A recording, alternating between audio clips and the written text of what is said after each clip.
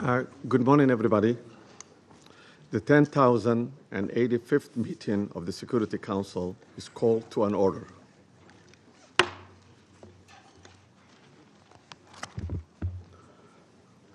As this is the first formal meeting of the Security Council this year, I should like to extend my warm wishes on the new year to all members of the Security Council, the United Nations, and the Secretariat. In presiding over this first formal meeting of the Council in 2026, I'm happy to welcome the new members, Bahrain, Colombia, Democratic Republic of Congo, Latvia, and Liberia. We look forward to their participation in the work of the Council. Their experience and wisdom will be invaluable assistance in the discharge of the Council's responsibility. I shall also take this opportunity to express the Council's gratitude to the outgoing members, namely Algeria, Guyana, Republic of Korea, Sierra Leone, and Slovenia, for their important contributions to the work of the Council during their terms. I shall also like to take this opportunity to pay tribute on behalf of the Council to His Excellency, Mr. Samuel Zobogar, a permanent representative of Slovenia, for his service as the President of the Council for the month of December. I'm sure I speak for all members of the Council in expressing deep appreciation to Ambassador Zobogar and his team for this great diplomatic skill with which they conducted the Council's business last month. The provisional agenda of this meeting is the threat to international peace and security. The agenda is adopted.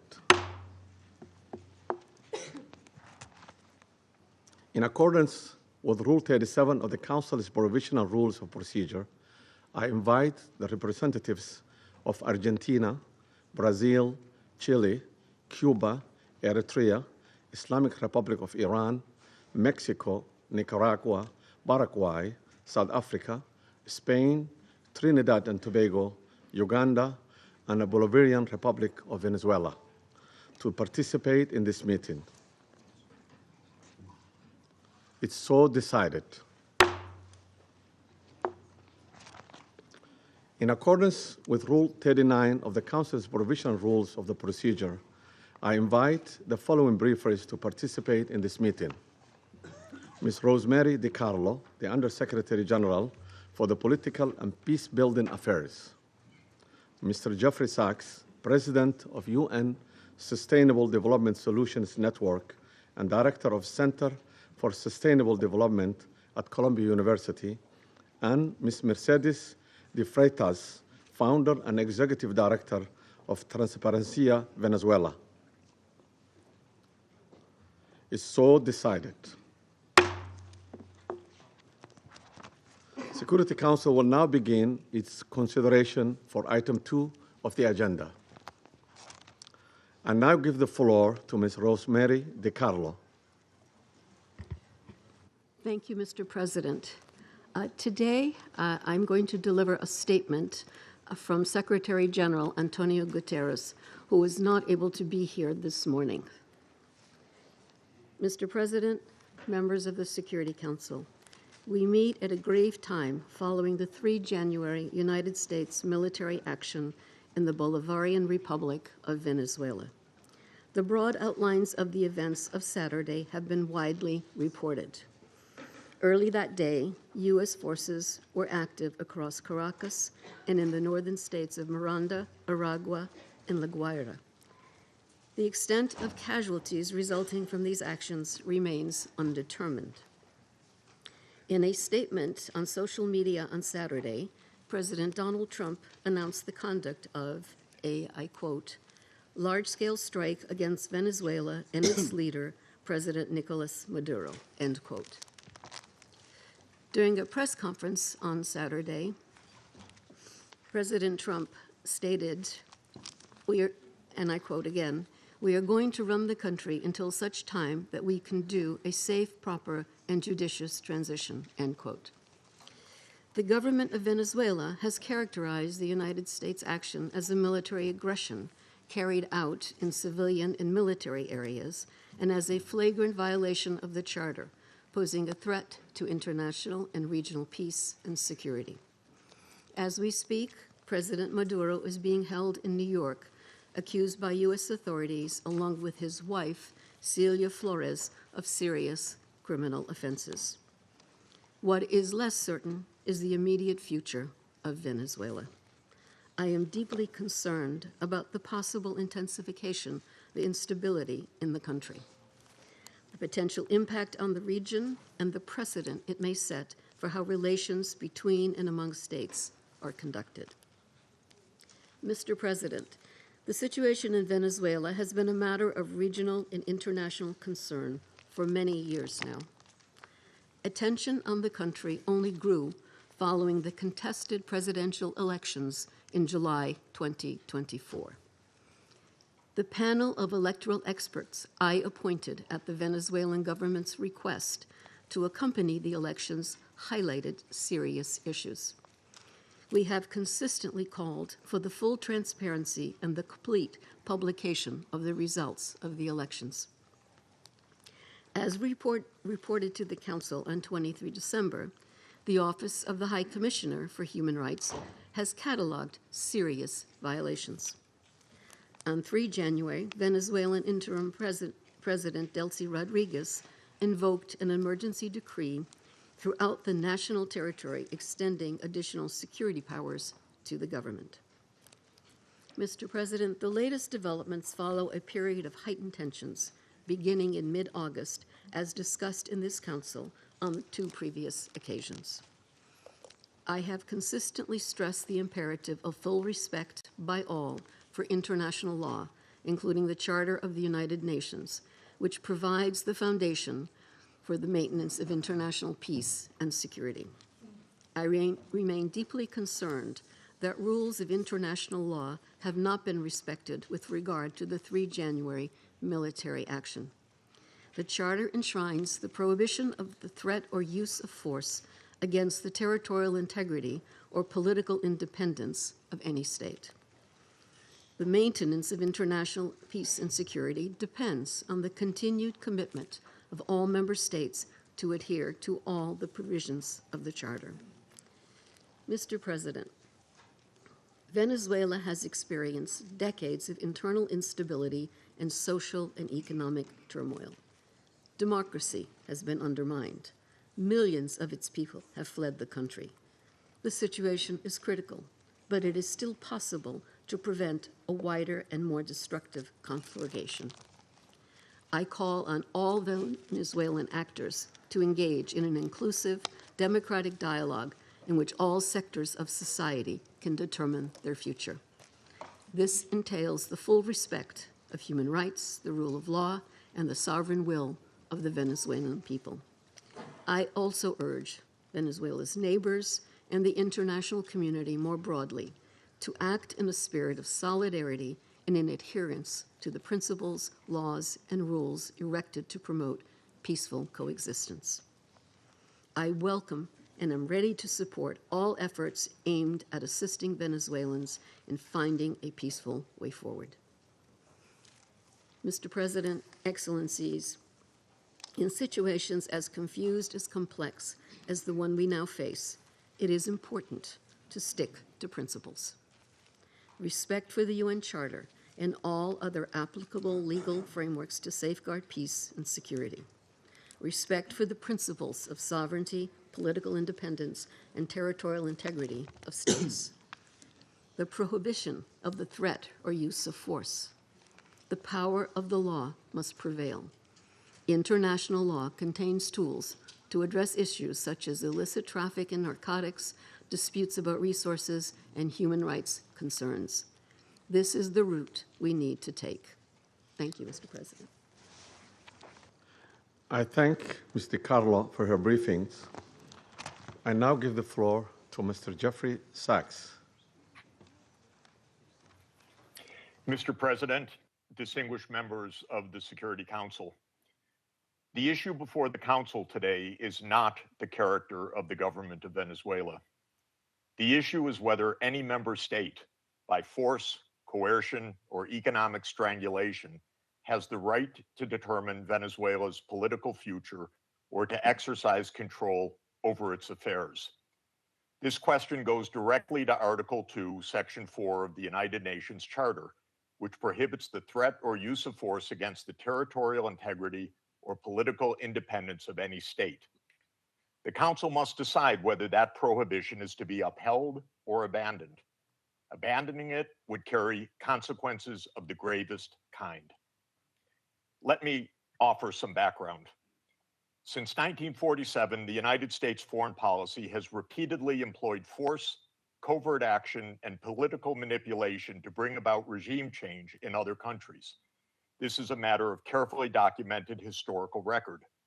In her book, Covert Regime Change, political scientist Lindsay O'Rourke documents 70 attempted U.S. regime change operations between 1947 and 1989 alone. These practices did not end with the Cold War. Since 1989, major United States regime change operations undertaken without authorization by the Security Council have included, among the most consequential, Iraq 2003, Libya 2011, Syria beginning in 2011, Honduras 2009, Ukraine 2014, and Venezuela from 2002 onward. The methods employed are well established and well documented. They include open warfare, covert intelligence operations, instigation of unrest, support for armed groups, manipulation of mass and social media, bribery of military and civilian officials, targeted assassinations, false flag operations, and economic warfare. These measures are illegal under the UN Charter, and they typically result in ongoing violence, lethal conflict, political instability, and deep suffering of the civilian population. The recent US record with respect to Venezuela is also clear. In April 2002, the US knew of and approved an attempted coup against the government. In the 2010s, the United States funded civil society groups actively engaged in anti-government protests.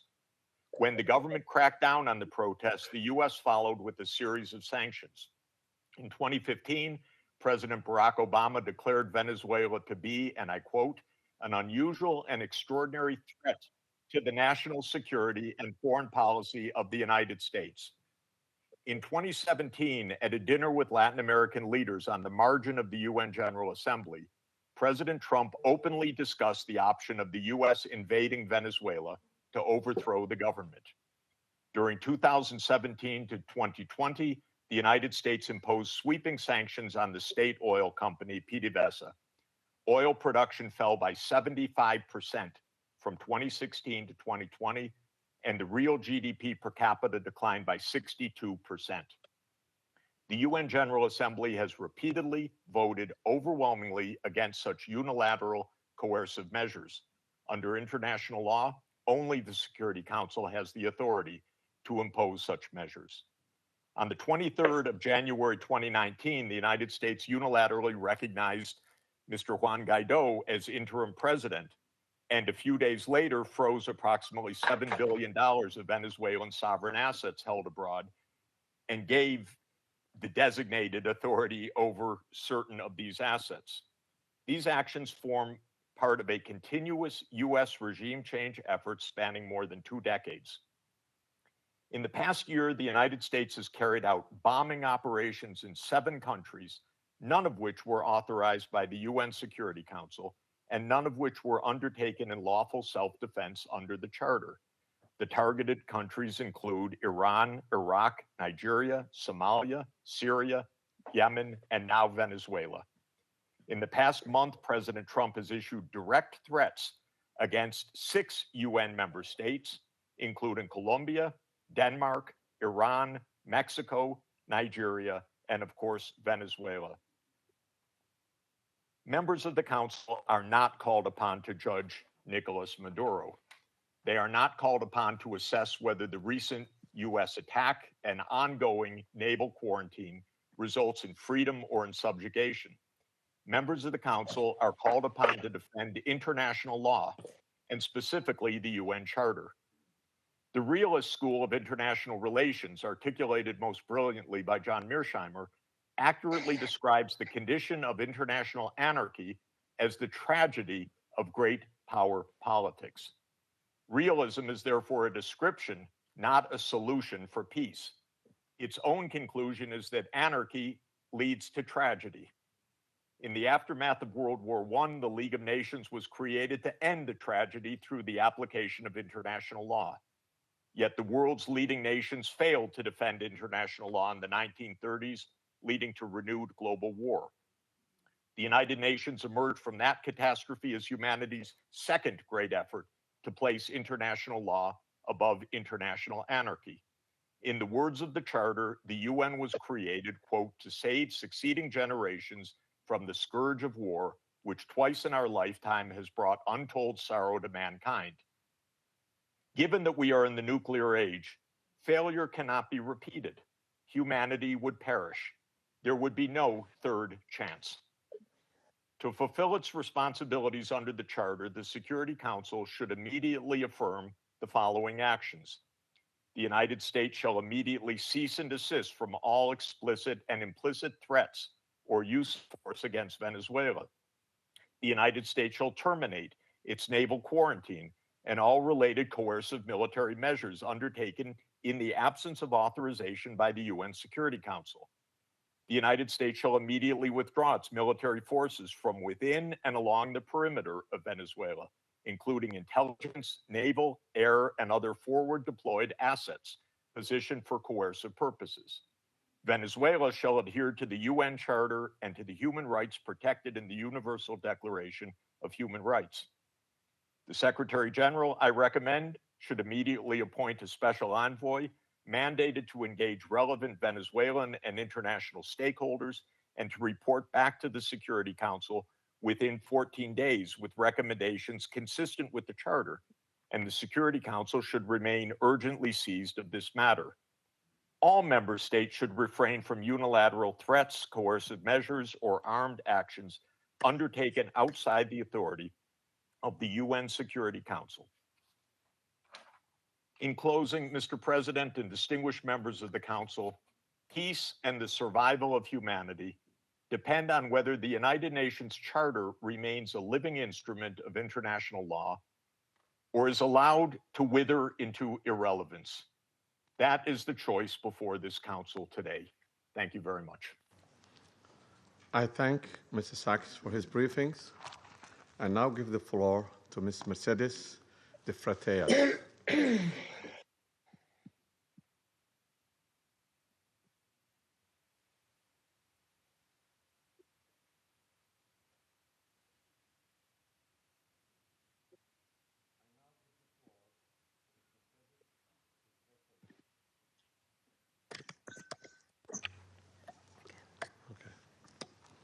My apology. I now give the floor to Ms. Mercedes de Freitas.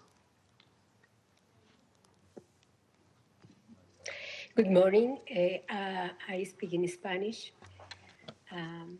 Please give the translation. Buenos días, embajadores, Good morning, representantes de estados y ambassadors, gobiernos. Gracias representatives por esta of oportunidad. states and governments. Thank you very much for giving me this opportunity to speak. Sí, sí, no me escuchan. Can you hear me?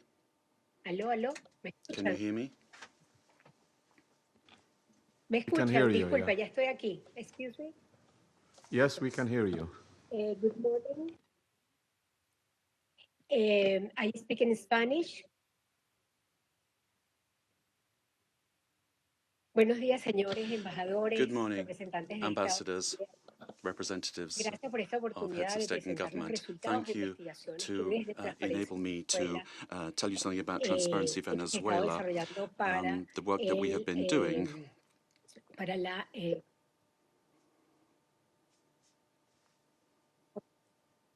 okay. He organizado We have organized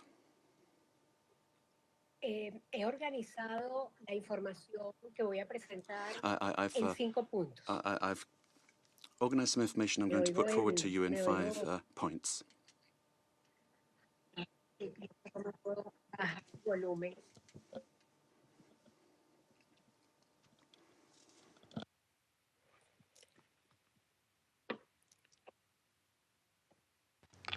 Bueno, he Continue. organizado la información que voy a presentarles en 5 puntos. I've para arranged the aprovechar los information I'm pocos going minutos que to tengo. give to you in Punto around número 5 uno. points. Let me make La the red de most of my gran time. corrupción First of transnacional de all, origen one, venezolano the tiene presencia con empresas, corruption propiedades in y actividades en Venezuela 73 sees, países del mundo. is seen in Hemos 73 countries of the organizado world. We have cientos de organized, casos que we've hemos seen documentado hundreds a of lo largo cases de that los we have años. documented over Más the de years, 500 y 600 more casos en than diferentes 500, países. 600 cases in Solo various en los countries. sistemas de justicia. Continue. We can hear you. Go ahead. Continue.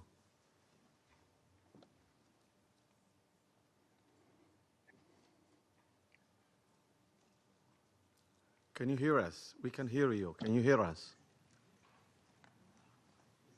Solo en los sistemas de justicia de 30 países We looked at the justice se systems of procesaron 30 countries, 172 casos de and gran corrupción, 172 cases donde el were 60% dealt de with for ellos corruption, suman más de and 72 mil millones more de than dólares. $72 trillion were involved. Esos 72 millones de dólares que $1 están million comprometidos were son involved. dinero público venezolano. This was public Nicolás Venezuelan money. Maduro y su Nicolas familia Maduro and his son el family. core de la red. Y el puente estructural The interpreter cannot hear y the donde speaker. Petróleos de Venezuela ha sido el instrumento central, involucrada directa e indirectamente en el 90% It de was a los casos system de that was corrupción involved in que hemos 90% identificado. of the corruption Punto número cases. 2. Point number Las 2, organizaciones criminales nacionales the e national internacionales criminal tienen una organizations. relación simbiótica con la administración de Nicolás Maduro. The interpreter cannot hear the speech to provide sufficient interpretation. I Para apologize. facilitar, soportar, impulsar, proteger y dirigir las operaciones ilícitas. Las economías ilícitas de oro, droga, extorsión y trata de personas Freitas, alcanzaron en Miss Freitas, 2024 Miss 8.000 Freitas, millones de dólares. can you según hear nuestras us? estimaciones. Miss Freitas, De la producción de oro, ¿sí? Can you hear us? The interpreters cannot hear you. Can you slow down and raise your voice a little bit? Hay un delay. There is a delay, says the speaker. The problem the interpreter is having is with the quality of the sound, which is insufficient for interpretation. Sí, It's not the speed. dígame. Sí, la oigo con delay. Sí, sí, I'm la oigo. hearing you, but with a delay, says the Sí, la speaker. escucho. I can hear you, though. Okay. Please proceed now.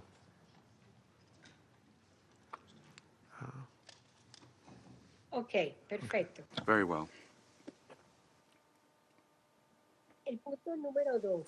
Las Point organizaciones 2. criminales nacionales e internacionales National and international criminal organizations tienen una relación simbiótica con la have a administración de Nicolás symbiotic Maduro, relationship with the regime of Nicolas Maduro, sharing capacity, using the state structures to facilitate impulsar, proteger y dirigir their las work operaciones and to ilícitas. protect Las illicit economías ilícitas operations de oro, de in drogas, gold, for example, extorsión drugs, y trata de extortion, personas, and human trafficking. alcanzaron, según nuestras estimaciones, And according to our estimates, 8.200 mil millones de dólares. this De accounts la for producción about de oro, por $8 ejemplo, solo se billion. reporta el Gold, for 20% example, al only Tesoro 20% Nacional. is El reported resto to the va National a Treasury. cuentas The rest privadas goes to de private miembros accounts aliados del where alto gobierno. there are members and allies with the Ese government. proceso minero, además, This ha destruido áreas completas de mining nuestro Estado industry Bolívar, has exploited del Parque so Nacional many Canaima people y de using nuestro national Amazonas. parks and also Para the lavar el Amazon dinero area. de la And then corrupción to y el launder the crimen money from organizado, la corruption, red comparte the operaciones y network estructuras y mecanismos de lavado de dinero has muy money laundering sofisticados. structures that are Y very desde el sophisticated. 2021 And since utilizan las 2021, criptoactivos a gran escala. El punto 3. they've been involved in this work. La gran 3, corrupción y los ilícitos great son una de corruption las razones de reducción de los ingresos del Estado has led to y a por ende decrease del in the gasto income público, of the del state and empleo de therefore calidad, public de los servicios expenditure, básicos, and therefore de la affecting the economía quality of del país basic sigue en services. crisis aguda desde The hace current décadas. economy Tampoco is hay in dinero para crisis. pagar la There's deuda, no que hoy money suma either to service the 167 debt. mil millones de dólares que tiene a Venezuela en cesación de pagos selectivos en un default técnico desde el Although 2017, Venezuela has been in donde el primer technical acreedor default es since China, al que 2017. aún le debemos más de 15 We owe more than $15 million. Four, Venezuelans have had to learn to live with just a few hours of electricity per day in very many parts of the country. And we've learned to protect ourselves from daily extortion from the armed Colombian groups or the organized crime groups, but also elements of the state. So many families only have one meal per day below the calories that they need, affecting their nutrition, which is getting worse day by day. Humanitarian programs are not sufficient.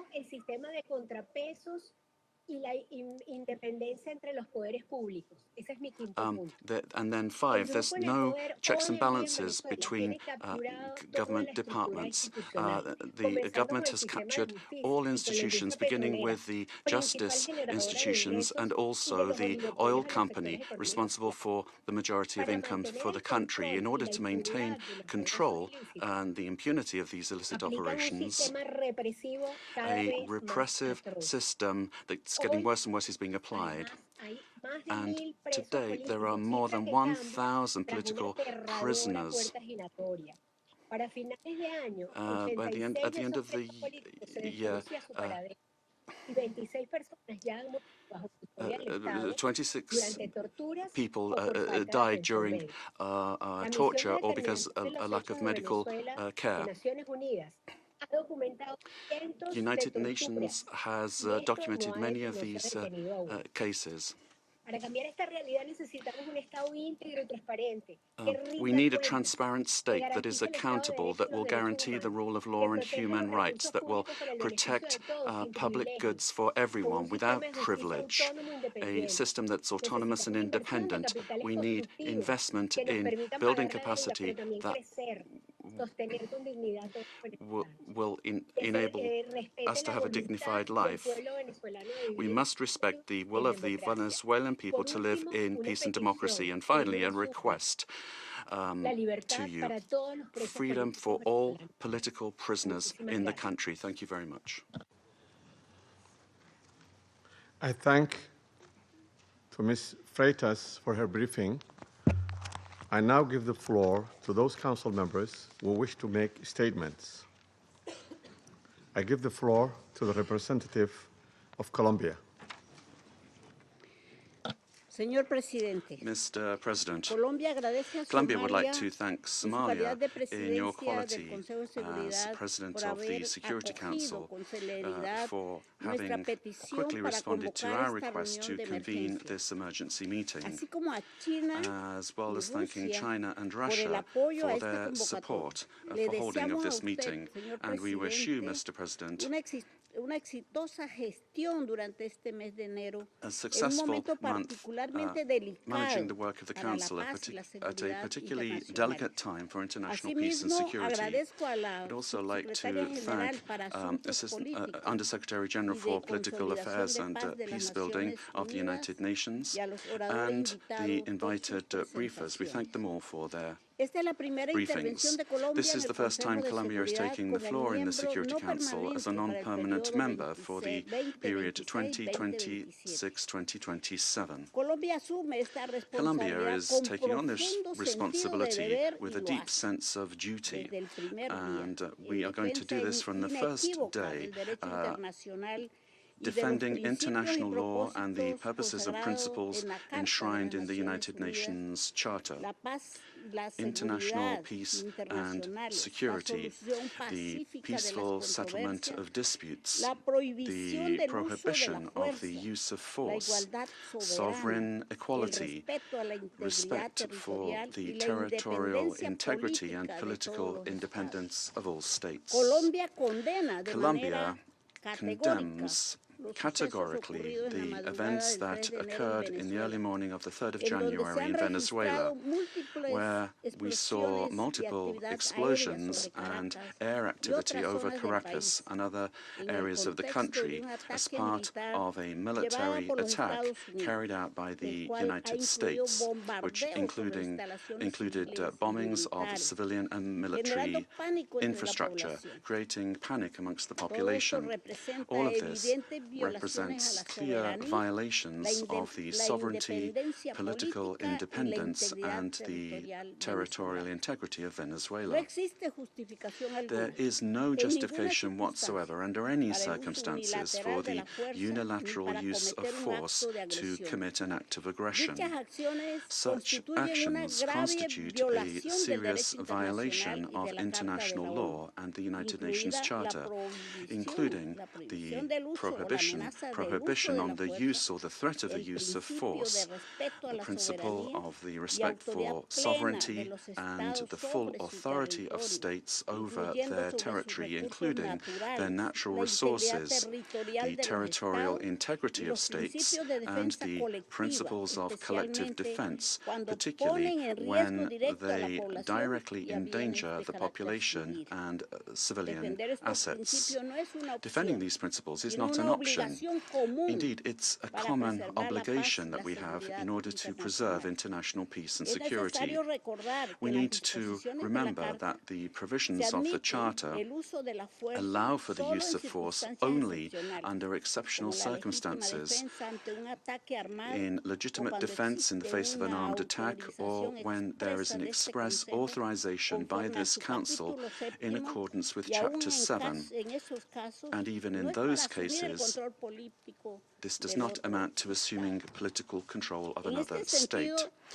In this regard, we reject any unilateral military action, any act that could worsen the situation or endanger the civilian population, and we would call for a de-escalation and non-resort to the use of force, which endangers people finding themselves in this delicate situation. They must be the absolute priority. We have learned from our experience that the civilian population is always the one that pays the highest price in armed conflict. Mr. President, Latin America and the Caribbean have proclaimed themselves to be a zone of peace, and this collective commitment and will of our region must be respected. Unilateral action that is contrary to international law endangers regional stability, increases insecurity, and worsens the already complex conditions being faced by the civilian population, with devastating effects that will transcend the sovereign borders of Venezuela to have a direct impact on countries of the region, such as Colombia. In order to act preventively, Colombia has engaged in measures to protect the civilian population and preserve the stability of the border, addressing the possible needs of the population, particularly the migrant population, in coordination with local authorities. Colombia has been and will continue to be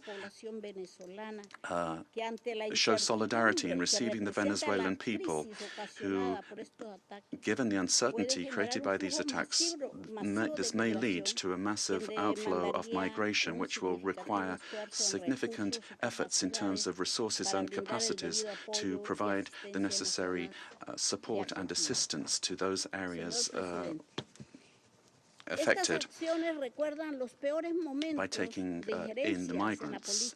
Mr. President, these actions that we have seen remind us of the worst interference in our area in the past, in our zone of peace, and calls to mind the commitment that we have as states to resolve our differences peacefully through dialogue and negotiation or other forms of peaceful settlement in full accordance with international law and with its instruments to which we have subscribed at the hemispheric and regional levels, such as the Charter of the Organization of American States. It's also important to understand the dimension of this situation for international peace and security beyond our region, particularly when a permanent member of the Security Council takes the decision to use force and assume control unilaterally of another sovereign state, with the aim, amongst other things, of taking its natural and strategic resources. This is very worrisome for the international community, the international order that was established after the Second World War, and flagrantly violates international law and is in clear contradiction with the United Nations Charter and the very goal for which this council was created.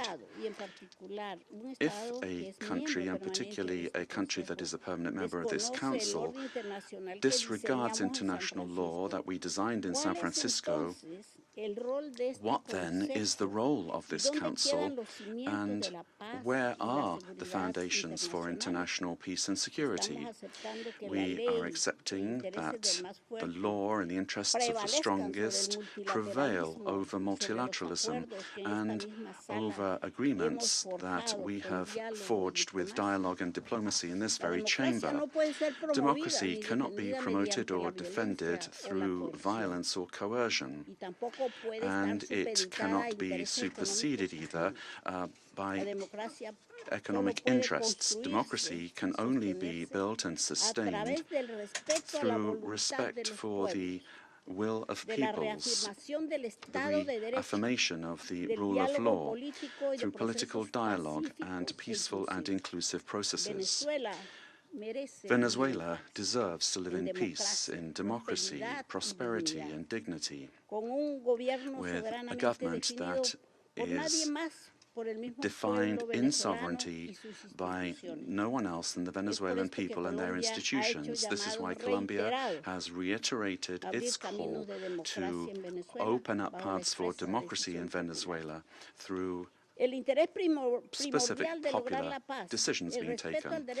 The importance of preserving peace, respect for international law, and the protection of life and human rights must prevail over anything else. Colombia reaffirms its conviction that working tirelessly under these principles in our new role as a non-permanent member of the Security Council is what we plan to do, and we make ourselves available, good offices available for a diplomatic way out of the current crisis in this brotherly country.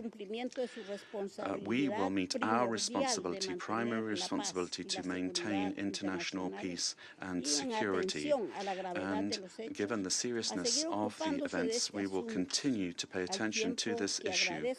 And we'd also like to thank the Secretary General of the United Nations for providing his good offices to defend the purposes and principles of the United Nations Charter, to activate channels for mediation available to him and facilitate dialogue with the parties concerned, looking in the search for alternatives that will make it possible to find a way out of the situation led by Venezuelans themselves and provide assistance to Venezuelans that need this.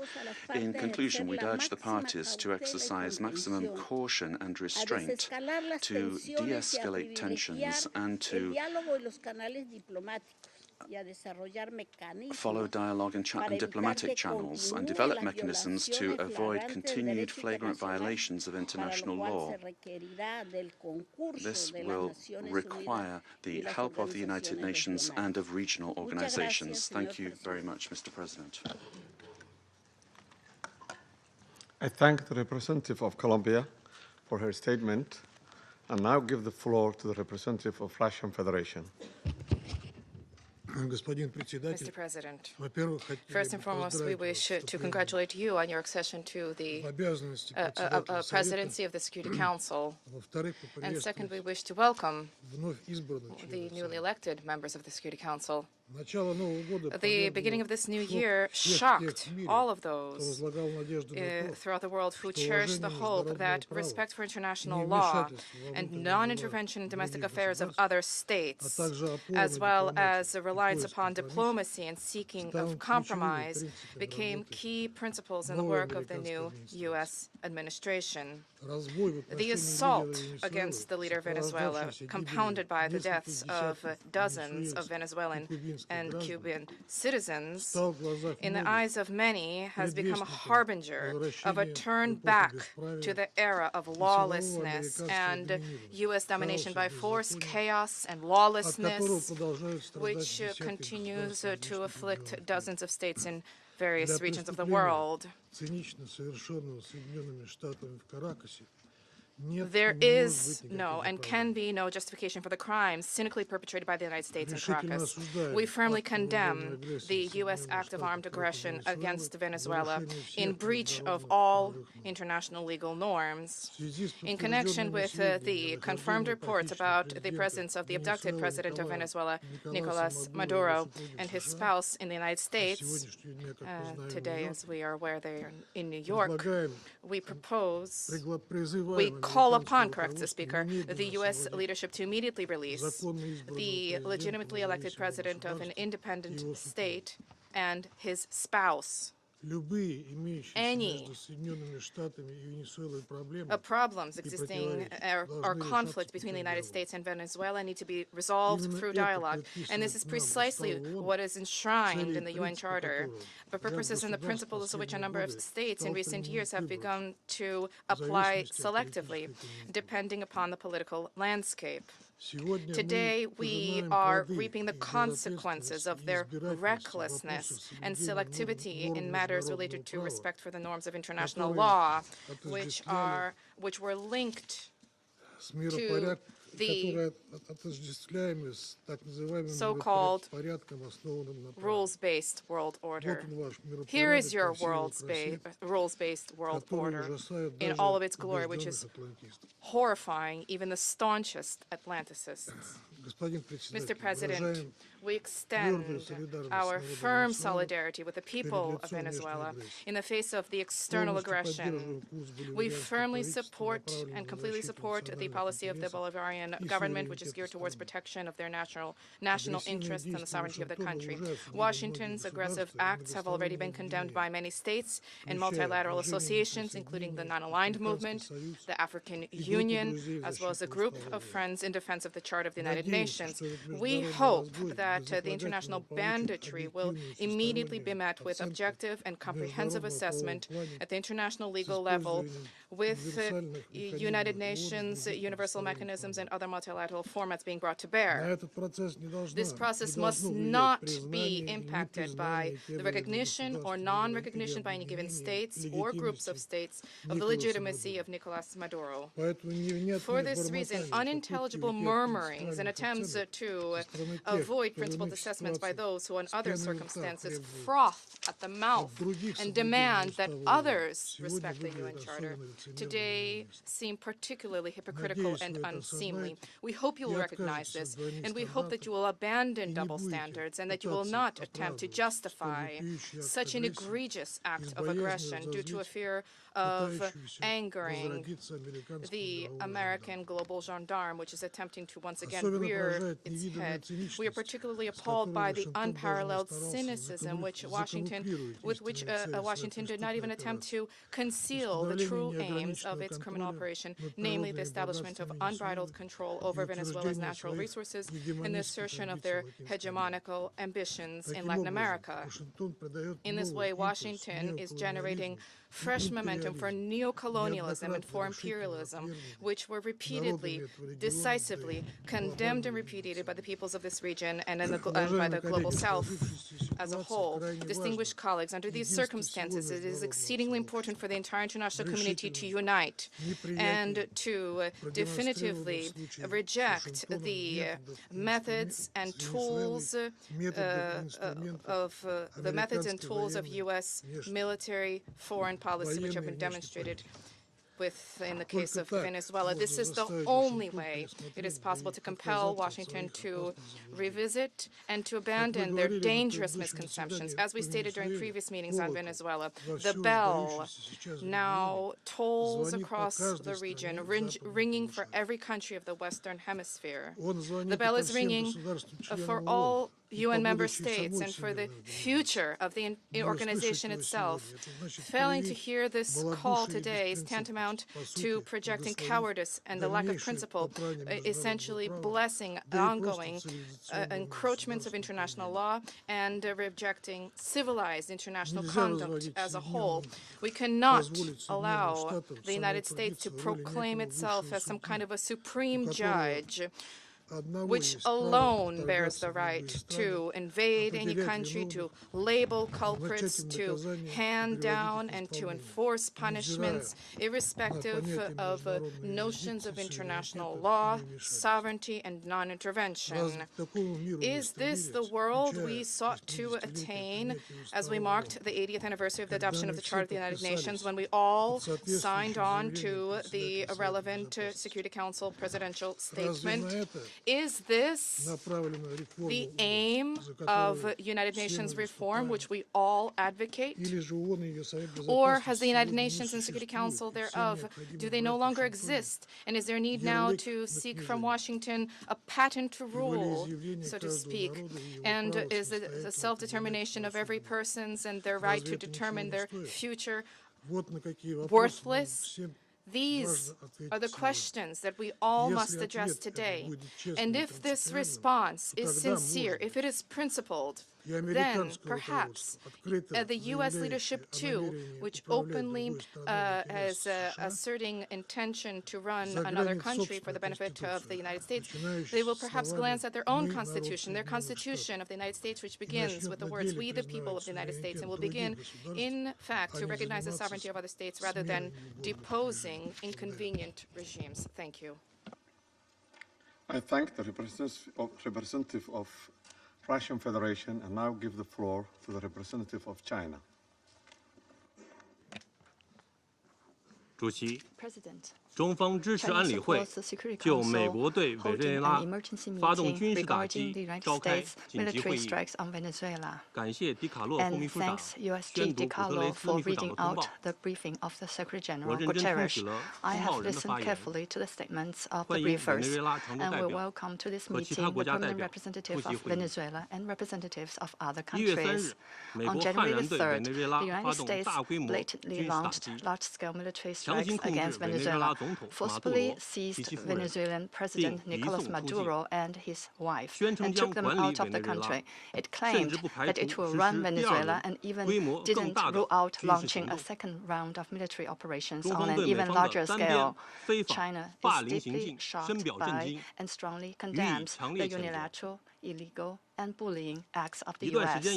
For some time now, the international community has repeatedly expressed grave concern over the U.S. sanctions, blockade, and threats of force against Venezuela.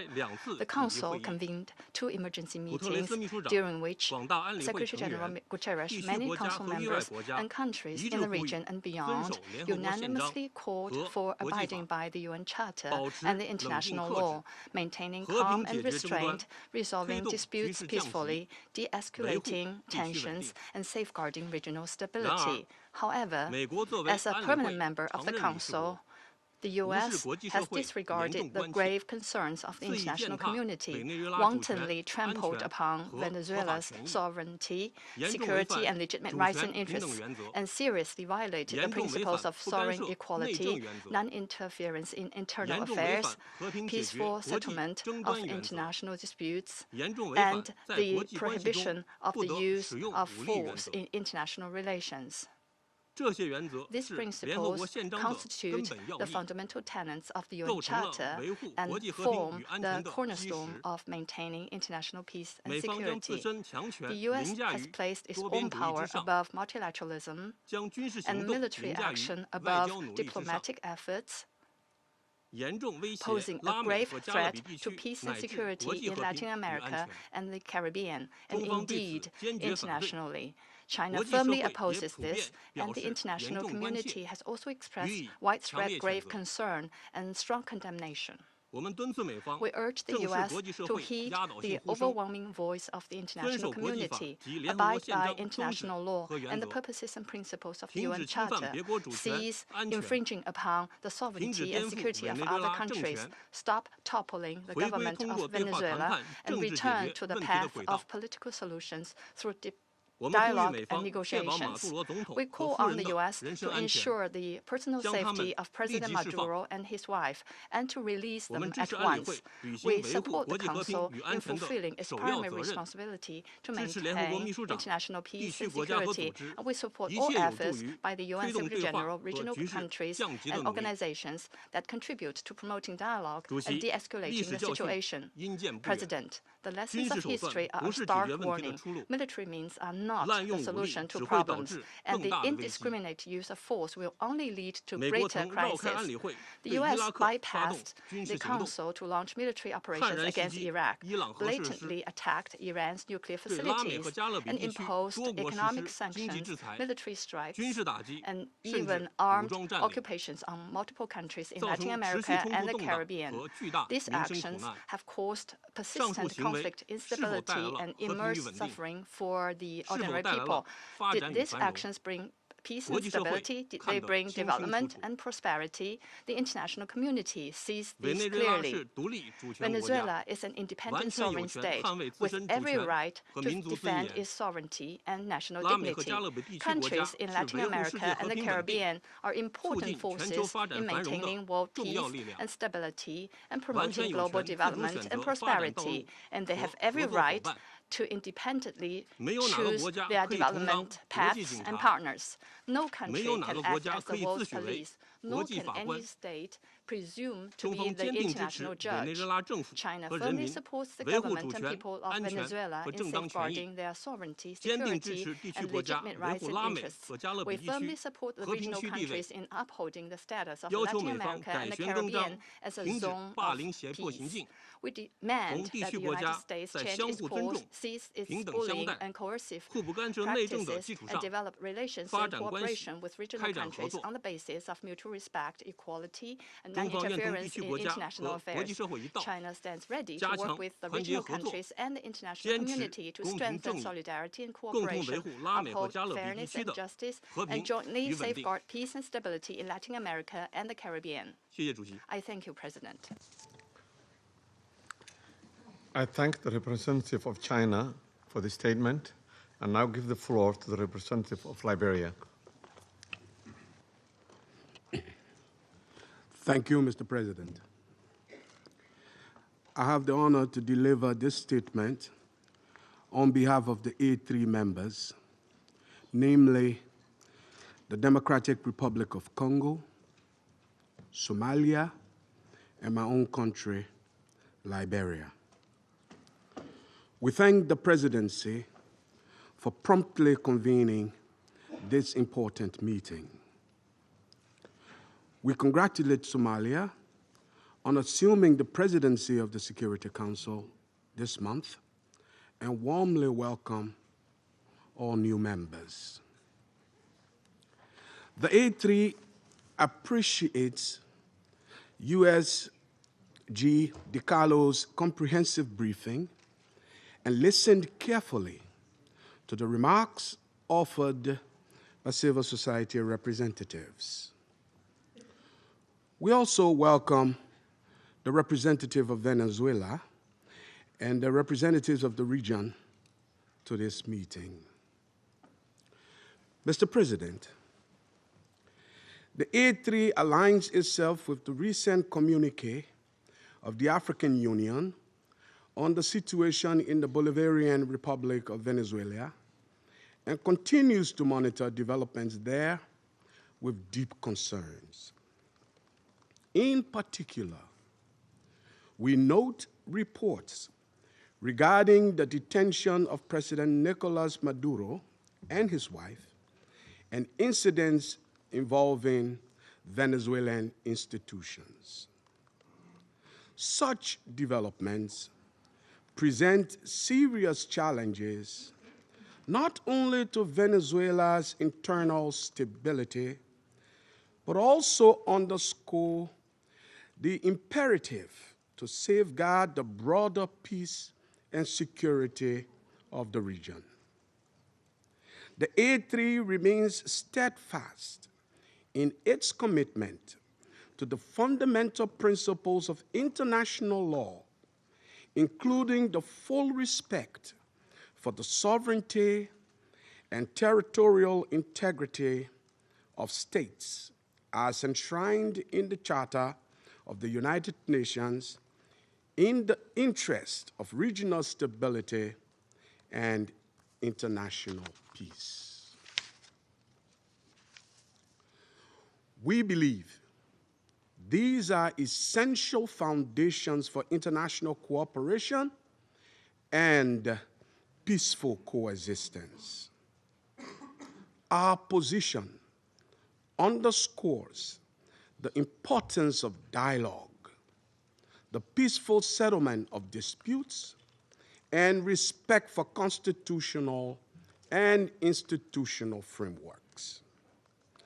Mr. President, the complex situation in Venezuela requires a comprehensive response that is both inclusive and nationally owned. We continue to hold that a sustainable and peaceful resolution can only be found through constructive dialogue among Venezuelans themselves, with genuine respect for the aspiration and rights of the Venezuelan people, and with the constructive support of the international community. The A3 expresses its solidarity with the people of Venezuela and reiterates the African Union's commitment to peace, stability, and mutual respect among nations and regions. It's important for all parties, both within Venezuela and in the broader international community, to exercise restraint and responsibility, upholding international law and avoiding any action that could escalate tension or threaten regional stability.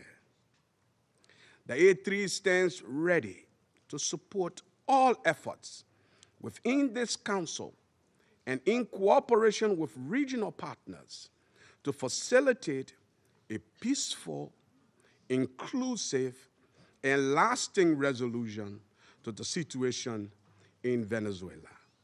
I thank you. I thank the representative of Liberia for the statement, and now give the floor to the representative of the United States. Mr. President, thank you for chairing. And I particularly want to thank you, Mr. Freitas, for your briefing. And I'll point out that Mr. Freitas is in exile, having fled the regime. Thank you for your courage, and thank you for shedding a light on the true atrocities of the illegitimate Maduro regime. This past weekend, colleagues, the United States successfully carried out a surgical law enforcement operation facilitated by the U.S. military against two indicted fugitives of American justice, narco-terrorist Nicolas Maduro and Celia Flores. Colleagues, Nicolas Maduro is responsible for attacks on the people of the United States, for destabilizing the Western Hemisphere, and illegitimately repressing the people of Venezuela. As Secretary Rubio has said, there is no war against Venezuela or its people. We are not occupying a country. This was a law enforcement operation in furtherance of lawful indictments that have existed for decades. The United States arrested a narco-trafficker who is now going to stand trial in the United States in accordance with the rule of law for the crimes he's committed against our people for 15 years. A similar action was taken in 1989 against Manuel Noriega. He was arrested, indicted, convicted in a court of law served in prison in the United States and in Panama, and the Panamanian people, the American people, are safer for it. And undeniably, the region was more stable. This law enforcement action was directed, consistent with the President of the United States' responsibility as Commander-in-Chief to protect Americans at home and abroad against a fugitive who is directly responsible for narcoterrorism that has killed hundreds of thousands of Americans and created destabilizing violence throughout our hemisphere. Nicolas Maduro and his co-defendant, Celia Flores, have been transferred here to the United States to stand trial for their crimes. Maduro was indicted by a grand jury in the Southern District of New York and faces very serious criminal charges for his involvement in a wide-ranging conspiracy to conduct narcoterrorism, to traffic cocaine and other drugs, and conducting international weapons trafficking. The overwhelming evidence of his crimes will be presented openly in U.S. court proceedings. Colleagues, Maduro is not just an indicted drug trafficker. He was an illegitimate so-called president. He was not a head of state. For years, Maduro and his cronies have manipulated Venezuela's electoral system to maintain their illegitimate grip on power. In fact, just 2 years ago in 2024, a UN panel of experts report found that the election in that year was absolutely and completely a farce and fell well short of the most basic transparency and integrity measures essential to upholding credible elections. If the UN and the United Nations in this body confers legitimacy on an illegitimate narco-terrorist and the same treatment in this charter of a democratically elected president or head of state, what kind of organization is this? We should note that over 50 countries, many nations, including the European Union, including a number of Latin American countries in the region, and of course the United States, again, over 50 countries rejected the legitimacy of Maduro's re-election following the disputed 2024 elections and do not recognize him as Venezuela's legitimately elected president. Maduro unlawfully refused to peacefully cede power after the Venezuelan people voted him out of office in the 2024 election. So therefore, Maduro was a fugitive from justice. He is the head of a vicious foreign terrorist organization, Cartel de los Soles. This regime-sponsored enterprise coordinates with and relies on other vicious criminal organizations, namely Tren de Aragua, again, among others, to carry out its objective of using illegal narcotics as a weapon against the United States. And for its part, Tren de Aragua is a designated foreign terrorist organization with thousands of members, many of whom have unlawfully infiltrated the United States and are conducting irregular warfare and undertaking hostile actions against the American people and against the United States. It's terrorizing criminals commit brutal crimes, including murders, kidnappings, extortions, and human, drug, and weapons trafficking. This administration, President Trump, will not stand for it. In fact, in March of 2025, President Trump declared that Tren de Aragua is quote, Tren de Aragua is undertaking hostile actions and conducting irregular warfare against the territory of the United States, both directly and at the direction, clandestine or otherwise, of the Maduro regime in Venezuela. Maduro and his cronies have partnered with some of the most violent and prolific drug traffickers and narco-terrorists in the world for decades, facilitating the flood of illegal drugs coming in the United States, estimated to be several hundred tons annually. He has become rich, incredibly wealthy, off the misery of untold numbers of Americans, Venezuelans, and others, aiding and abetting international terrorist organizations like Hezbollah, coordinating with corrupt Iranian officials, and other malign actors to influence not only the region, but to malignly influence the United States. In fact, in its own 2025 World Drug Report, the United Nations Office on Drugs and Crime identified Venezuela as a key trafficking route in the Western Hemisphere for illegal drugs, predominantly cocaine, entering the United States and increasingly Europe. As Secretary Rubio stated just yesterday, this is the Western Hemisphere. This is where we live, and we're not going to allow the Western Hemisphere to be used as a base of operation for our nation's adversaries and competitors and rivals of the United States. You can't turn Venezuela into the operating hub for Iran, for Hezbollah, for gangs, for Cuban intelligence agents, and other malign actors that control that country. You cannot continue to have the largest energy reserves in the world under the control of adversaries of the United States, under the control of illegitimate leaders, and not benefiting the people of Venezuela, and stolen by a handful of oligarchs inside of Venezuela. But it doesn't stop there. Numerous UN and international human rights organizations have issued reports documenting serious human rights abuses by the Maduro regime, including reports of extrajudicial killings, political prisoners, torture, and arbitrary and unlawful detentions. In fact, over 8 million Venezuelans have fled the country, destabilizing their neighbors in the region and creating the world's largest refugee crisis. Members of this council, colleagues, the United States wants a better future for Venezuela.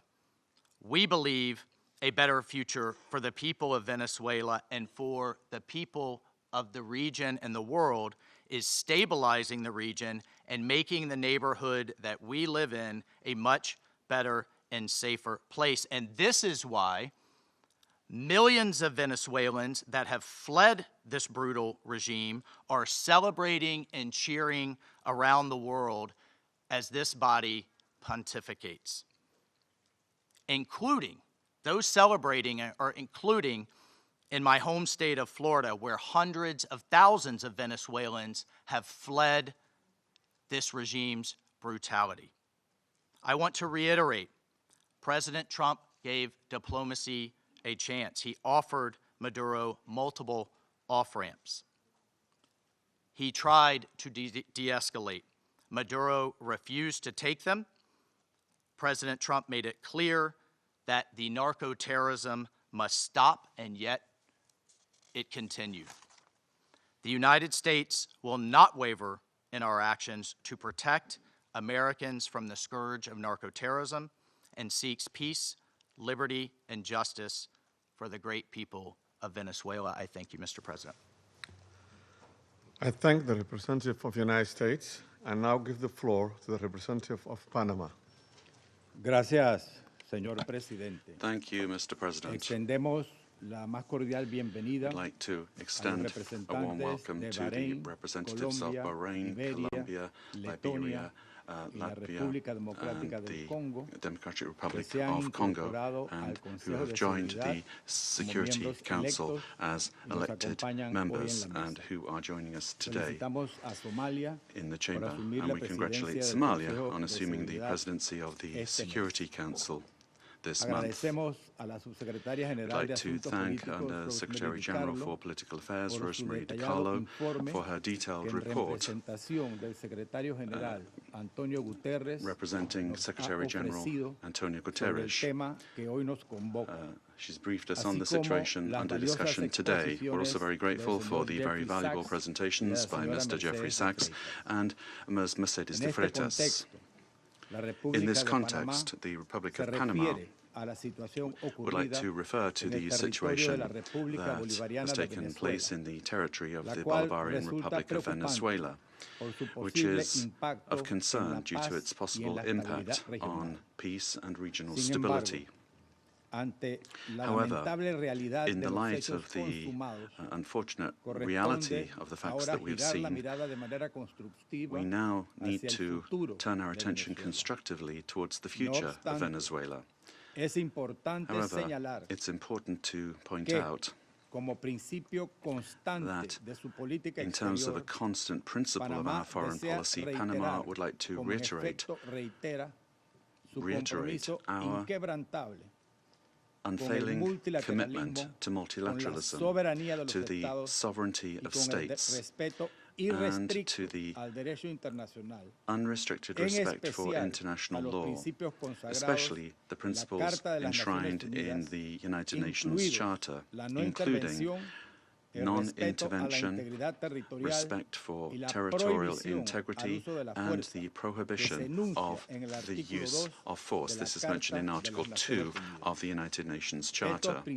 These principles are, and they continue to be, the indispensable framework for the peaceful coexistence between nations. Panama also believes it's necessary to highlight that the situation Venezuela is facing is unfolding in an environment marked by the disregard for the will of its people, as well as by a sustained erosion of democratic institutions. In this regard, Panama reiterates that it does not and will not recognize the authoritarian and illegitimate regime that has held Venezuelan men and women hostage, plunged them into one of the gravest political, social, humanitarian, and security crises in our region. Unfortunately, we have witnessed how the situation has gradually deteriorated under the regime, especially over the last year, with increased systemic erosion of democracy, the hollowing out of institutions, and the rise of authoritarian and repressive practices, which have contributed to an unfortunate outcome and therefore cannot be ignored by the international community. In particular, it is essential to call for the unconditional release of persons detained for political reasons. Many of them have been deprived of their liberty merely for raising their voices in a context in which dissent is not tolerated.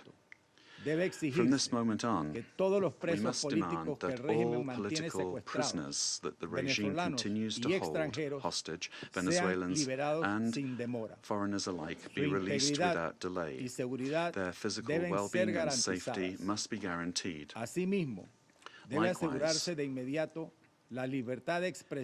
freedom of expression and the unequivocal respect for human rights must be immediately ensured. In this context, Panama underscores that its position does not stem solely from a principled democratic solidarity, but also from direct impact.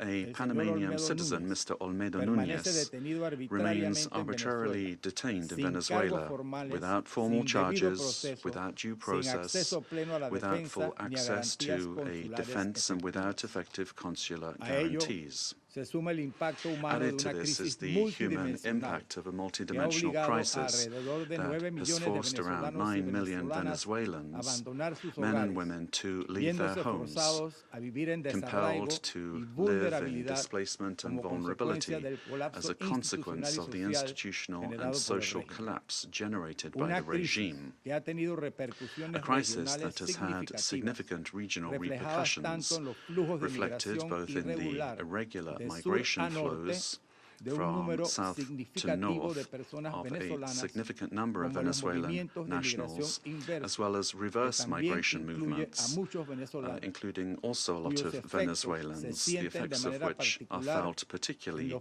in countries of transit and destination that this affects, including Panama. And this has decisively contributed to illegal migration.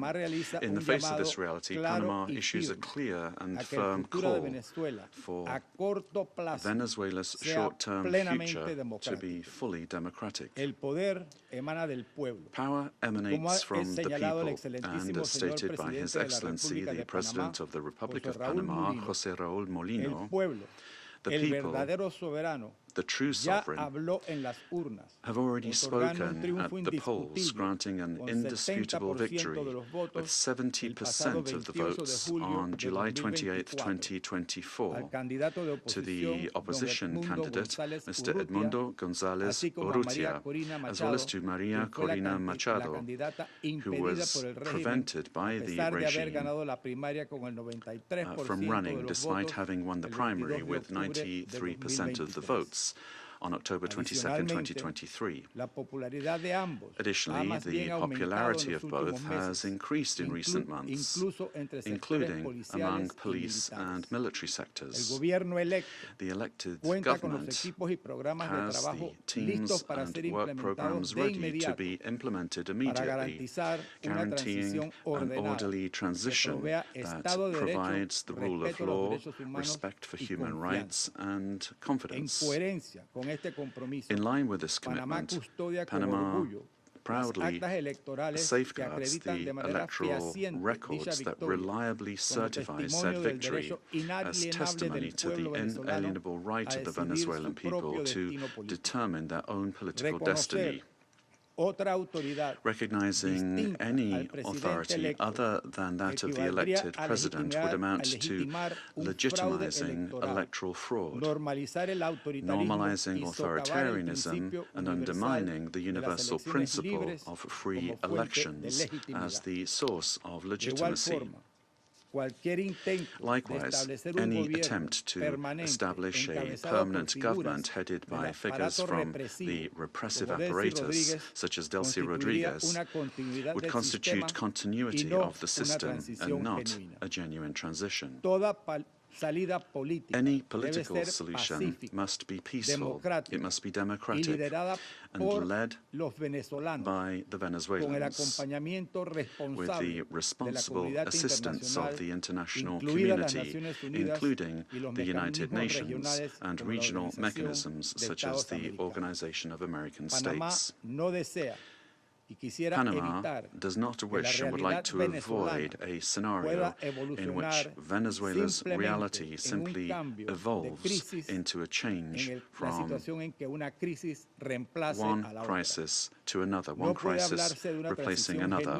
There can be no genuine transition with Madurismo if it remains. Or if we have the same power structures preserved under new names. Any arrangement that keeps figures associated with the repressive apparatus at the center of governance would, in practice, constitute continuity of the system and not a real transition. Comparative experience shows that merely nominal transitions tend to prolong conflicts, intensify migratory flows, and perpetuate regional instability to the detriment of international peace and security. Panama will always stand in solidarity with an orderly and democratic transition process, anchored in the popular will already expressed at the polls on July 28, 2024, aimed at restoring democratic institutions through an interim period strictly limited in time, the sole purpose of which is to create the conditions necessary for the effective exercise of the Venezuelan people's right to self-determination. As a country that recovered its democracy and sovereignty, Panama can state clearly that there can be no peace without legitimacy, nor legitimacy without democracy, and that every democracy is ultimately based on respect for the popular will. Mr. President, Panama, due to our commitment to multilateralism and international law, in its capacity as member of the Security Council, will continue to contribute responsibly to collective efforts aimed at preserving peace, strengthening democracy, and supporting legitimate and sustainable solutions anchored in the sovereign will of peoples and respect for international law. Thank you very much. I thank the representative of Panama for the statement and now give the floor to the representative of Latvia. Thank you, Mr. President. At the outset, I would like to congratulate Somalia on assuming the presidency of the United Nations Security Council in January and wish you all success. Latvia takes its seat on the Council with a profound sense of honor and responsibility for this role. And let me thank Under-Secretary General Rosemary DiCarlo for today's briefing on behalf of the Secretary General, and I thank the invited briefers. The Security Council bears primary responsibility for the global efforts to uphold peace, security, and rule of law worldwide. Latvia recalls that under all circumstances, the principles of international law and the UN Charter must be upheld. All efforts now focus on ensuring de-escalation and stability in Venezuela based on inclusive dialogue and broad societal support. Latvia encourages all relevant actors to prioritize diplomatic efforts and work collectively towards a peaceful, democratic, and sustainable future for Venezuela. Latvia stands in solidarity with the people of Venezuela and their right to freedom and democracy, rights that were not respected by the Maduro regime during 2024 presidential elections and before, and which remain unmet to this day. The regime of Nicolas Maduro was rooted in mass repression, corruption, organized crime, including drug trafficking, and posed a grave threat to security of the region and the world. It has repeatedly violated the UN Charter and undermined international law, including through open support for Russia's aggression against Ukraine. The Maduro regime does not represent the will of the Venezuelan people and has relied on widespread, systematic repressions of human rights across the country to maintain power. 8 million Venezuelans have been forced to flee the country since 2014. Latvia also remains committed to working jointly together with partners to counter global transnational organized crime networks, including in Latin America and Caribbean.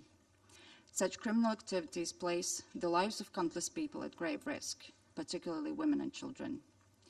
Addressing these challenges requires sustained cooperation in full respect of international law. Latvia continues to closely monitor the situation in Venezuela and stands prepared to continue working with its partners to support a peaceful, democratic, and just transition that reflects the aspirations of the Venezuelan people. And I thank you. I thank the representative of Latvia for her statement and now give the floor to the representative of Denmark. Thank you, Mr. President. And let me also thank Under-Secretary General DiCarlo for her briefing on behalf of the Secretary General. We also listened carefully to the briefing by Mr. Freitas and Mr. Sachs. Mr. President, Denmark joins the Secretary General in expressing deep concern over the evolving situation in Venezuela. Since this council met to discuss the situation 2 weeks ago, we have seen a drastic escalation, culminating in a large-scale military operation on January 3rd. At our last meeting, Denmark urged all actors to strictly adhere to international law and to de-escalate tensions and exercise the necessary restraint. Today, we echo the Secretary General in his concern regarding the worrying implications of this military action. Independent of the situation in Venezuela, these developments constitute a dangerous precedent. International law and the UN Charter, as a pillar of the international security architecture, must be respected by all states. Denmark recalls the foundational principle of international law that forbids states from threatening or using force against another state's territorial integrity and political independence. This imperative is enshrined in Article 2, Paragraph 4 of the UN Charter. Members of the UN Security Council have a special responsibility to uphold these principles. The principles of sovereignty, political independence, and territorial integrity must be respected. The inviolability of borders is not up for negotiation. These are universal, sacrosanct principles enshrined in international law. They apply everywhere. Mr. President, once again, Denmark calls on all parties to urgently de-escalate tensions that could threaten peace and stability in the region and beyond. International disputes should be settled by peaceful means, as stated in the UN Charter. We further call on all parties to exercise maximum restraint and to engage in dialogue and diplomacy. Denmark takes note of official statements from the United States government stating that the military operations are to combat drug trafficking and stem the illicit flow of illegal narcotics. Denmark shares the priority of combating organized crime and drug trafficking, while reiterating that counter-narcotic efforts, as all other efforts, must be conducted in strict accordance with international law, including the fundamental rules and principles of the UN Charter. Mr. President, against this backdrop, Denmark wishes to recall our solidarity with the people of Venezuela. Denmark does not recognize Nicolas Maduro as the legitimate president of Venezuela following the lack of transparency and integrity in the 2024 presidential elections, which failed to meet basic democratic standards. In Maduro's attempts to cling to power, his authoritarian regime grew increasingly oppressive. His regime bears responsibility for widespread and systematic violations of human rights against his fellow citizens, and he should be held accountable. The victims of the Maduro regime's alleged crimes against humanity have to be heard. The Venezuelan people have a right to democracy and self-determination exercised through peaceful, inclusive, and credible democratic processes, free from fear of political persecution, intimidation, or repression, and external political interference. This includes the rights of Venezuelans alone to determine their political, economic, and social future without coercion, pressure, or manipulation by external actors. No state should seek to influence political outcomes in Venezuela through the use or threat of force or through other means inconsistent with international law. Venezuela's future can be decided only by the Venezuelans. We call on all parties and stakeholders to come together for a negotiated and peaceful transition to democratic rule in a process led by and owned by Venezuelans. At this critical and uncertain time, it is imperative that all parties fully respect human rights and international law. Denmark remains committed to supporting Venezuela and the aspirations of its people on its path to lasting political stability. I thank you. I thank the representative of Denmark for her statement, and now give the floor to the representative of the United Kingdom. Thank you, President. I congratulate Somalia on the assumption of the presidency of the Council for the month of January. And I thank our briefers for their remarks. Colleagues, the Venezuelan people have suffered for years. This Council now meets at a pivotal moment for Venezuela's future. Maduro's actions created extreme levels of poverty, violent repression, and failing basic services. His regime's rule precipitated a displacement crisis affecting the whole region. The United Kingdom has long been clear that Maduro's claim to power was fraudulent. To date, Venezuela's National Electoral Council has failed to publish the full results of the July 2024 presidential elections, and independent domestic and international reports also observed significant irregularities and a lack of transparency. President, the United Kingdom wants to see a safe and peaceful transition to a legitimate government that reflects the will of the Venezuelan people. They deserve a government which reflects their vote at the ballot box and delivers a more stable, prosperous future for all Venezuelans. Finally, President, the United Kingdom reaffirms its commitment to international law and the principles enshrined in the Charter of the United Nations. These foundations are essential for maintaining global peace, security, and the rule of law. I thank you. I thank the representative of the United Kingdom for his statement and now give the floor to the representative of France. Merci, Monsieur le Président. Thank you, Mr. President. Je voudrais d'abord vous féliciter pour votre présidence du Conseil de sécurité au mois de janvier. Je voudrais également remercier Madame Rosemary DiCarlo de nous avoir transmis les éléments du secrétaire général des Nations Unies au sujet du dernier développement intervenu au Venezuela. Monsieur le Président, la France est restée solidaire du peuple vénézuélien dans la crise qu'il traverse depuis de trop nombreuses années, et en particulier depuis l'été 2024. Le 28 juillet 2024, le peuple vénézuélien a exercé son droit de vote de façon pacifique pour déterminer l'avenir de son pays. Son droit à choisir ses dirigeants lui a néanmoins été confisqué has been stripped away from the people by Nicolas Maduro. Must you recall the facts? The electoral process has been marred by numerous irregularities, and the final counting of votes was marred by a flagrant lack of transparency. Face à l'aspiration démocratique du peuple vénézuélien, Nicolas Maduro has systematically responded with the repression of dissident voices, of members of the opposition and of civil society, as well as with numerous arbitrary detentions.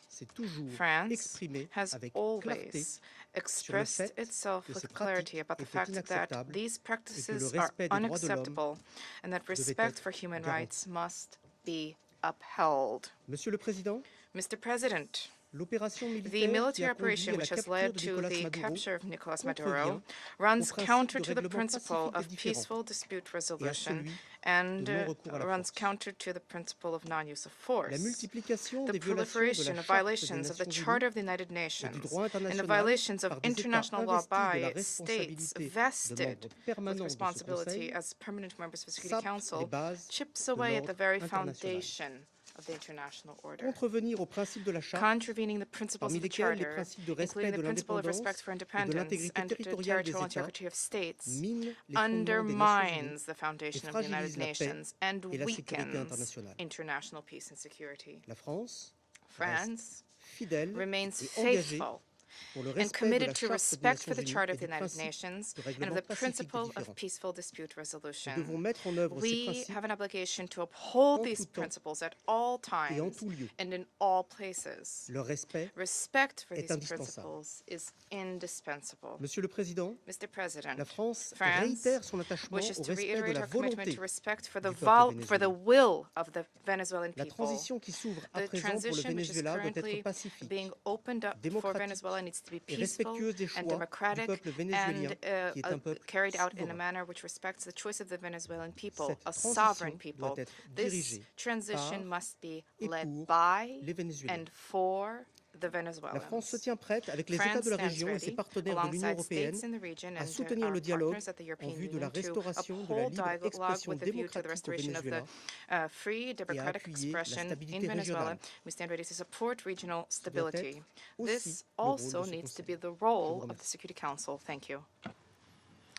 I thank the representative of France for the statement and now give the floor to the representative of Bahrain. Mr. President, I wish to take this opportunity to congratulate first and foremost the Federal Republic of Somalia on its presidency of the Security Council during this month of January. We wish you every success. We also wish to take this opportunity to thank delegations whose mandate of the Council ended, namely Algeria, Guyana, the Republic of Korea, Sierra Leone, as well as Slovenia. We wish to thank them for their significant contributions to the attainment of the goals and the mission of the Council. I also wish to thank Madam Rosemary DiCarlo, Undersecretary General for Political and Peace-Building Affairs, for her valuable briefing related to the latest developments which have taken place in the Bolivarian Republic of Venezuela, and I wish to thank other briefers as well. We appreciate the reaffirmation by His Excellency the Secretary General of the United Nations, reaffirmation of the commitment to the fundamental principles of the Charter of the United Nations, a commitment to the peaceful diplomatic resolution of disputes. The Kingdom of Bahrain supports the call of the Secretary General for all stakeholders in Venezuela to engage in inclusive dialogue which guarantees respect for international law, and this in order to ease tensions, to preserve regional stability, and to avoid any potential adverse repercussions for security and stability in the region. The Kingdom of Bahrain also extends its support for efforts undertaken at the regional and international levels in order to reduce tensions and to enhance diplomatic means in order to provide for international peace and security. The Kingdom stresses the importance of the promotion of international cooperation in order to support all regional and international efforts which are geared towards combating international organized crime, trafficking in drugs, as well as scourges which are related to this. This undermines the stability of societies, undermines achievement of sustainable development. Therefore, these issues need to be dealt with in accordance with international relevant conventions. By way of conclusion, the Kingdom of Bahrain reaffirms our support for regional and international efforts to achieve a political, lasting solution in the Bolivarian Republic of Venezuela. This needs to be achieved through regional cooperation and with respect for national sovereignty. The goal is to provide for security and stability in Venezuela, to avoid risks of conflict and division, to protect civil peace, and to contribute to the preservation of regional security and stability, as well as international peace and security. Thank you, Mr. President. I thank the representative of Bahrain for the statement and now give the floor to the representative of Pakistan. Thank you, Mr. President. Allow me to begin by congratulating Somalia on its assumption of the presidency for this month and assuring you of my delegation's full support and cooperation. We welcome the new members joining the Council. I thank Undersecretary General Rosemary DiCarlo for reading out the remarks of the Secretary General and the valuable briefing. We also take note of the views shared by Mr. Jeffrey Sachs and Ms. Mercedes de Freitas.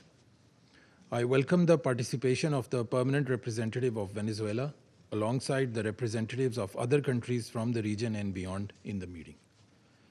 Mr. President, Pakistan views the recent developments in Venezuela with profound concern.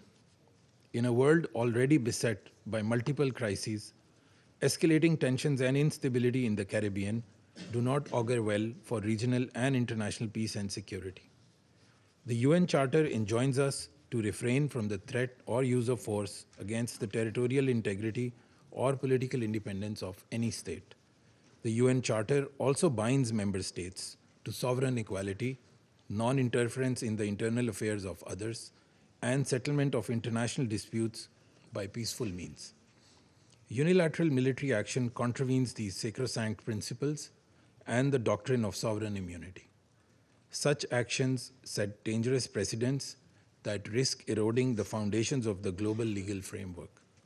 They also fuel instability, which, as history has shown time and again, can lead to unpredictable and uncontrollable outcomes for years to come. Mr. President, at this critical juncture, the path forward must be one of dialogue and diplomacy. Durable solutions to political differences can only be found through peaceful means, with full respect for the will of the Venezuelan people, free from any external interference. We hope that Latin American and the Caribbean region, as a zone of peace, will remain free from conflict and confrontation and continue its march towards enhanced regional cooperation and improved prosperity for the people. We urge all parties to exercise maximum restraint, de-escalate tensions, pursue peaceful coexistence, refrain from any actions that could exacerbate the volatile situation, and engage in dialogue, including by utilizing the sincere offers of mediation. The good offices of the Secretary General also always remain available for that purpose. Lastly, Mr. President, I affirm Pakistan's commitment to contributing constructively to the discharge of the Security Council's primary responsibility for addressing the threat to international peace and security by diffusing tensions, promoting pacific settlement, and upholding respect for international law and the UN Charter. Peace and stability of Venezuela and the welfare and prosperity of its people, with full ownership, must be the overriding objective of all efforts. I thank you. I thank the representative of Pakistan for the statement and now give the floor to the representative of Greece. Thank you, Mr. President. At the outset, I would like to congratulate Somalia for assuming the presidency of the Council for the month of January, and I would like to welcome the newly elected members joining the Council. I would also like to thank USG DiCarlo for her briefing on behalf of the Secretary General, as well as Mr. Sachs and Ms. Freitas for their remarks. Mr. President, Greece is closely monitoring developments in Venezuela. We urge all actors to exercise maximum restraint and to refrain from actions that would deepen the crisis and undermine prospects for peace and stability. Greece reiterates that the Charter of the United Nations and international law, including human rights law, must always be respected. We also recall the obligation of all parties to protect civilians, especially in times of heightened tensions. Greece shares the priority of combating transnational organized crime and drug trafficking, which pose a significant security threat worldwide. We reiterate that these challenges should be addressed through sustained cooperation in full respect of international law. Mr. President, Greece firmly believes that dialogue and diplomacy are the only viable tools for a peaceful transition and a sustainable resolution of the crisis. We join the Secretary General in encouraging all actors in Venezuela to engage in inclusive and meaningful dialogue in full respect of human rights, democratic principles, and the rule of law. We have long been clear that Nicolas Maduro's and illegitimate president's claim to power lacks legitimacy. Greece has not recognized the results of the rigged elections of July 28, 2024, and has always supported initiatives aimed at achieving a democratic solution for Venezuela. We stand firmly with the people of Venezuela in their pursuit of a democratic future, and we express the hope that the recent events will lead to this effect. The voices of all Venezuelans need to be heard, and they deserve governance that reflects their will through peaceful and inclusive processes. In this spirit, we will continue to support efforts aimed at achieving a peaceful, negotiated transition that ensures the will of all Venezuelans is fully respected. Greece stands ready to support all regional and international efforts aimed at the peaceful resolution of the crisis in line with the Charter of the United Nations and international law. I thank you. I thank the representative of Greece for this statement and now give the floor to the representative of Bolivarian Republic of Venezuela. Muchas gracias, señor presidente. Thank you very much, Mr. President. Antes de abordar el fondo de Before coming to the substance of our statement today, I think we need to make an institutional clarification. We note with concern that an attempt is being made to present to the Security Council a supposed representative of civil society, a person whose public career trajectory bears the hallmarks of sustained funding from foreign governments and transnational corporations. This has been the case for years, as well as participation in processes of political destabilization and the promotion of institutional breakdown in her own country. The instrumental use of this person to legitimize narratives of confrontation, justify the use of force, or minimize violations of international law does not contribute in any way to the purposes of this Council or to the strengthening of multilateralism.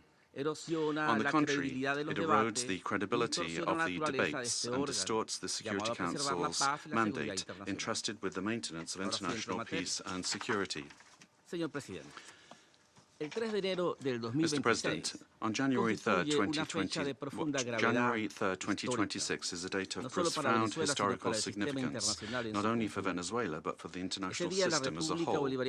On that day, the Bolivarian Republic of Venezuela was the target of an illegitimate armed attack, lacking any legal justification by the government of the United States of America, which included bombing of our territory, the loss of civilian and military lives, the destruction of civilian infrastructure, essential infrastructure, and the kidnapping of the constitutional president of the Republic, Nicolas Maduro Moros, and the First Lady Silvia Flores.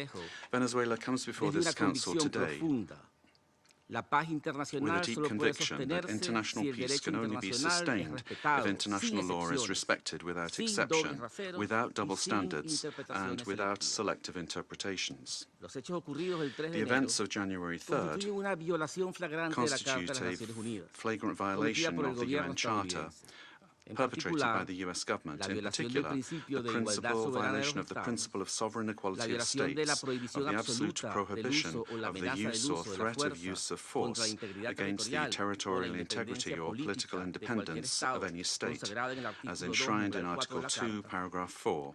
And a violation of the duty to settle disputes by peaceful means. Similarly, these acts also seriously violate the Geneva Conventions and its protocols, as indiscriminate attacks were carried out against the civilian population and assets. International human rights law has also been violated, particularly the right to life, personal integrity, and security.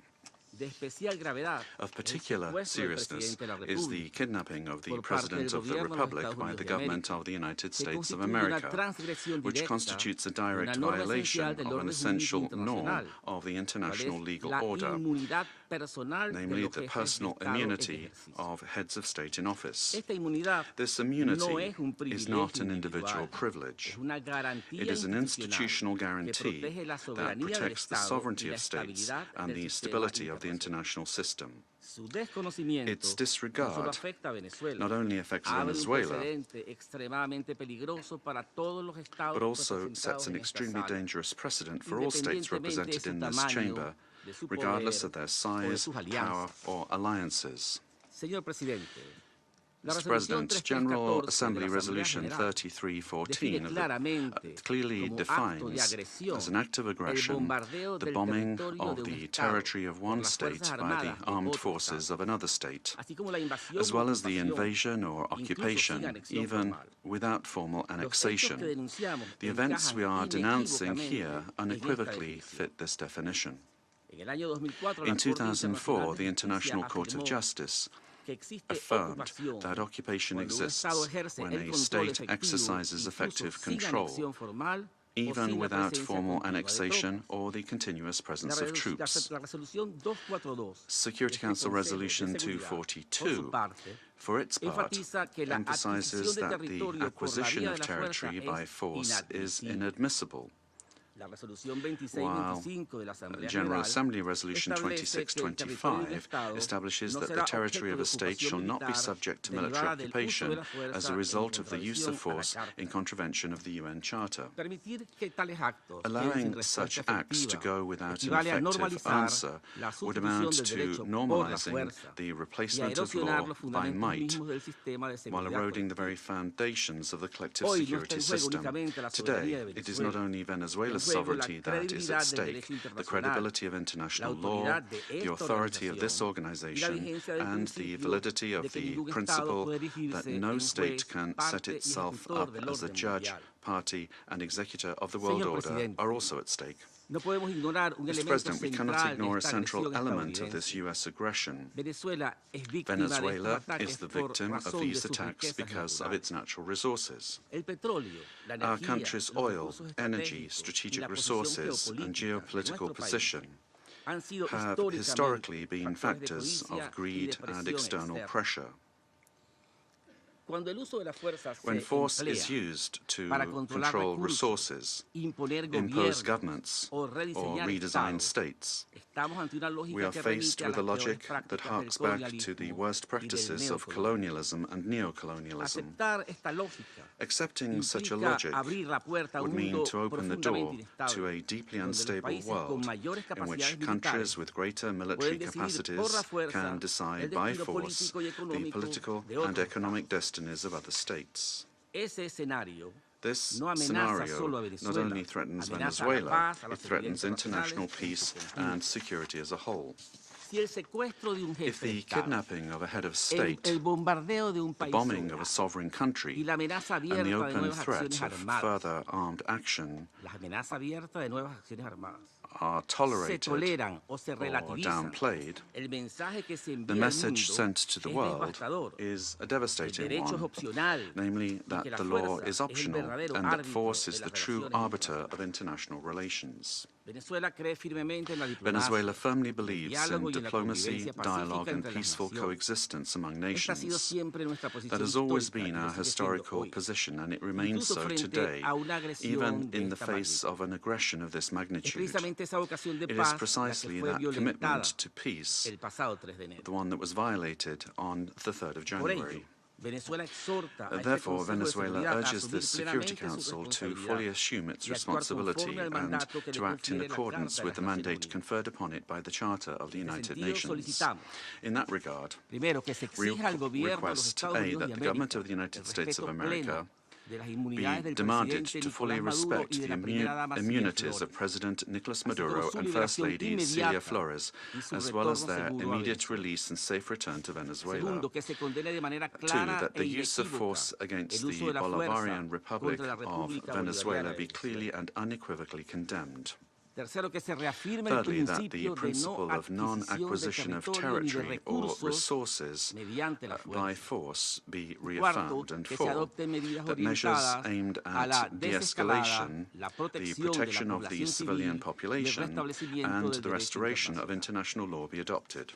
Mr. President, in spite of the seriousness of the events, Venezuela would like to inform this body and the international community that its institutions are functioning normally, that constitutional order has been preserved, and that the state exercises effective control over all of its territory.